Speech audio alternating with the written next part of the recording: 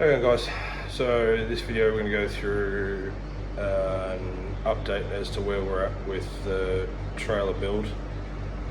This will also be the first part of, I'm not really sure how many videos there's at present point in time, but Senator of the Coast. It's going to be the series on this one. So we'll go through things on the trailer and see where things with a few changes and stuff like that. Alright, so start at the back.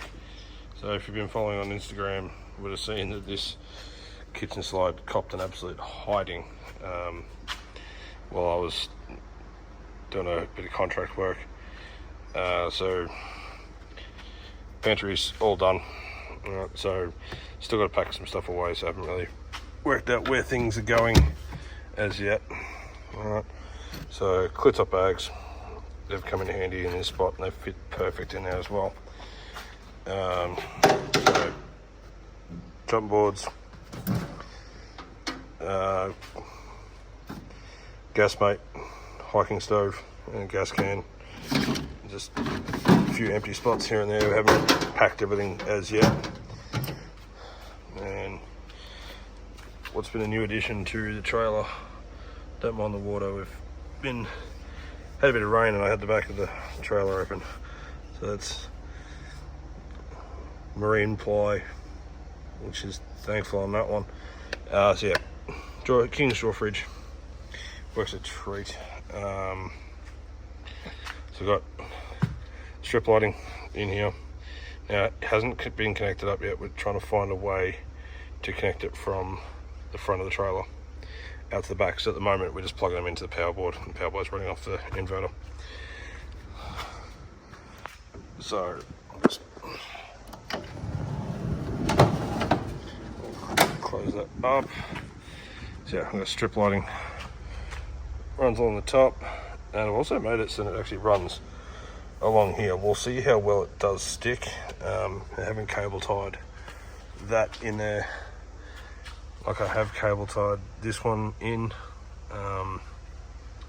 so that one runs up to the very front, and this one here is just a button activated change, and you do have to kind of, it's either always on, it's always on, so you have to really disconnect it and reconnect it, turn the lights back on. So in the back, little step, inflatable mattress, awning tent for now. Will be some changes coming, but just for now we've got the awning tent, annex mat, Starlink, and some foam pads. Now we did end up going for a 270 degree awning, and I've just chucked it on this side as it makes more sense to be on this side, still keeping the fold out awning on the other side. So coming in, it has been a fair few changes in here. So I've got tables, chairs, awning walls down the bottom. Now, I was tossed up about not putting this back in, but I ended up putting it back in. So I've got clear top bags full of just bits and bobs, portable 12-volt lighting, screw pegs, little clothesline, and toolbox. So running in to an upgrade, new Renogy DC. It's only a 30 amp.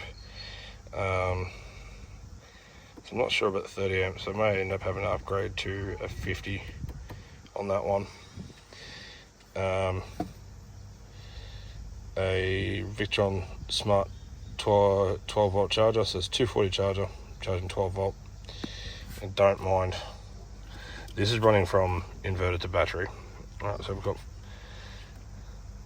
the cabling running up from the battery. Alright, now gone for now. Now we'll have to upgrade the wiring at some point, but for now it's, yeah, that's how it's had to be. We did have we had two, but we had a bit of a melting session.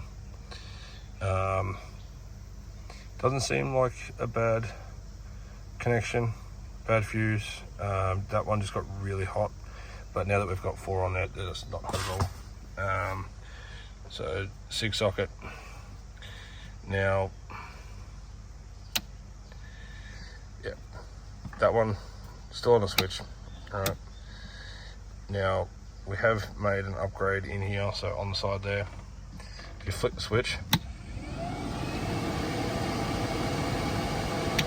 it's a little fan that sucks air in. On that side, I've gone for a Renogy MPPT charger, which you've seen previously, as well as the inverter. Get to under the drawer in a second, but this is the point that the battery charger feeds into the system. So plug into there. There's a 15 amp, so I've had to get an extension lead made up. So it's got 10 amp on the male end and a 15 amp female. So battery monitor is sitting there for now. We haven't found a location for that as yet, or if we're even going to run that one, maybe upgrading to a new Renogy one. Gas bottle on the front, it's just there for now. On the back side of the drawer, so it's got bits and pieces in this drawer. Yeah, it's just bits and pieces. It's not probably not going to stay there, but that's where it is for now. So the SIG socket on that side runs over to the here. I've just jerry-rigged it for now. It isn't in its final location, but this is just how it's going to work. So on-off switch runs off there. So that's a water pump outlet on this point. So it does move fairly well, and that feeds. That's the inlet into the pump. Feeds down into. We've gone for a T-piece so we can change in between the tanks. So they're both off at the moment, but obviously when we want to fill the tanks, we just have to disconnect, chuck hose on, and open up each valve. It'll fill the tanks. That's how we've done it for now. And then the breather hose. I'm going to have to change the location for that. I think it may be on the wall, front wall here somewhere with a filter. So there's that fan on that side. Kept the same in the way of solar. So solar wise, running two panels. One, it's 110 XTM, 110 watt XTM, and a 350 watt to eBay. It said it was a 12 volt, but we think it's more like a house panel, just given the charge that comes off it. Never really get a full amount of charge out of that. Like, we've had really sunny days here, and I think the most I've got out of it is like 150 watts. So chances are we're going to knock that on the head and just go with something completely different. So got the chest fridge. Now we are going to keep just the freezer. The freezer in that, just as the drawer fridge, just as a freezer. It's enough for ice and shit like that, like just for now. Where the Starlink and everything is above it, we are looking at putting an upright fridge in there, but that's down the track. Alright, sorry, still a heap of mess in here. Light bar. This is the separate video again.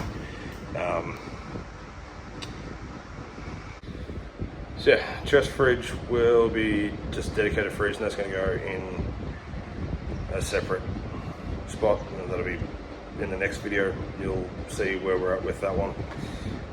So getting back to the battery, so under the yellow face drawer, we've ended up going lithium.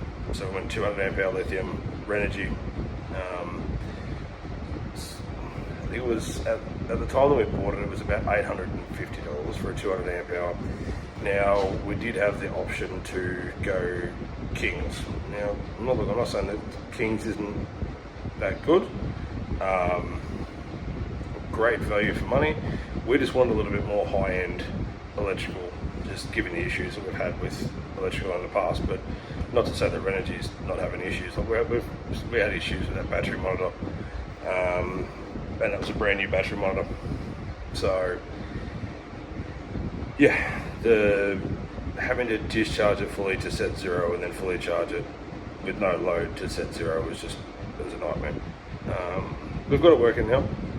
Just when we first got the battery, I didn't fully charge it. I chucked it in the trailer as it was, and it would only get up to 50%, and it was set on storage mode, so the BCM would only get it up to that 50%. Anywhere from, I think it was about 30 to 50, anywhere from 30 to 50%, it was set at full charge, and it wouldn't even let solar charge the battery any more than that. It would just disconnect input. So yeah, lithium's been a bit of a learning curve for us. So yeah, the 200 amp hour lithium, new DC-DC charger. So we've upgraded the wiring in the trailer. So now that we're running a lot more power to the inverter, we've had to upgrade the wiring. Initially, we were only running 400 watts through it. Starlamp was probably the most that we put through it, but now we're adding high wattage items through there. We had to upgrade it in order to be able to use it. So yeah, thanks guys. That's the end of this episode. So the end of this video. Sorry. So we'll catch up next week with what all this crap is for. So obviously got fridge going in there, and this little box of surprise over here will be in the next video as well. Yeah, thanks guys.